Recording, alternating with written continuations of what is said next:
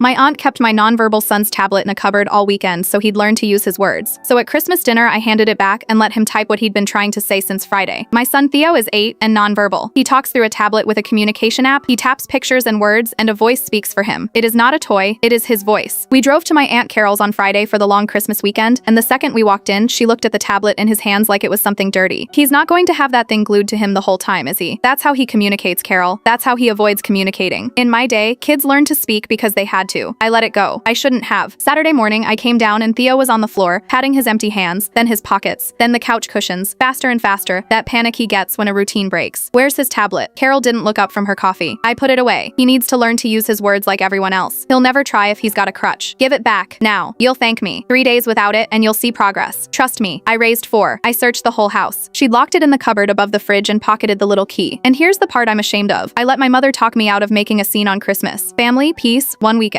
So I told myself I'd manage. I didn't have a charger anyway. It was in the case in the cupboard. That weekend was the worst of my life. Theo stopped eating. He'd tap my arm, then his mouth, then the fridge over and over, and I couldn't tell if he was hungry or hurting or scared. He woke up screaming both nights. Carol called it detox. See how he's forced to engage now? He looked right at me at breakfast. He looked at her because he was terrified of her. Christmas Day, the whole family came. 15 people, ham, the good china. Carol was glowing, telling everyone about her little experiment with Theo, how she was fixing what the doctors couldn't. You have to be tough with these kids. Coddling them is cruelty, really. The whole table nodded along. My uncle said something about screens rotting kids' brains. My cousin agreed. Theo sat next to me, rocking, silent, shredding a napkin into smaller and smaller pieces. I stood up. Carol, can I have the key? It's Christmas. Give him his tablet for dinner, please. She sighed like I was the difficult one. Fine, but you're proving my point for me. She fished the key out and slid it across the table. Watch. He won't even know what to do with it. I got the tablet, plugged it in long enough to wake it, and set it in front of Theo. He grabbed it with both hands and pulled it to his chest and made a sound I hadn't heard in 3 days. Then he started tapping, fast, like he'd been saving it up. The table went quiet because the voice started talking. Aunt Carol hurt me. Carol's fork stopped halfway to her mouth. He kept tapping. She pinched my arm when I cry. She say stop or no food. I scared. I want go home. I pushed up his sleeve. 4 small oval bruises on the inside of his forearm, spaced like fingertips. A 5th on the other side, where a thumb would go. Nobody at that table was nodding anymore. Carol's face went white, then red. He's confused. He doesn't understand what those pictures even mean. He's just her lie. I not confuse. I tell truth. Nana see. Every head turned to my mother. My mother who'd told me not to make a scene. She was staring at Carol. Carol, she said slowly, you told me he fell. He did fall. You told me Saturday he fell off the step and that's why he was crying. My mother stood up. You pinched a child. A baby who couldn't tell anyone. For 3 days. Theo tapped again, and the calm robotic voice cut through the whole silent room. Can we go now, mommy? I didn't answer with words either. I picked him up, tablet and all, and I looked at Carol across her beautiful Christmas table with 15 people watching her, and I said the only thing that mattered. He used his words, Carol. Every single one of them was about you.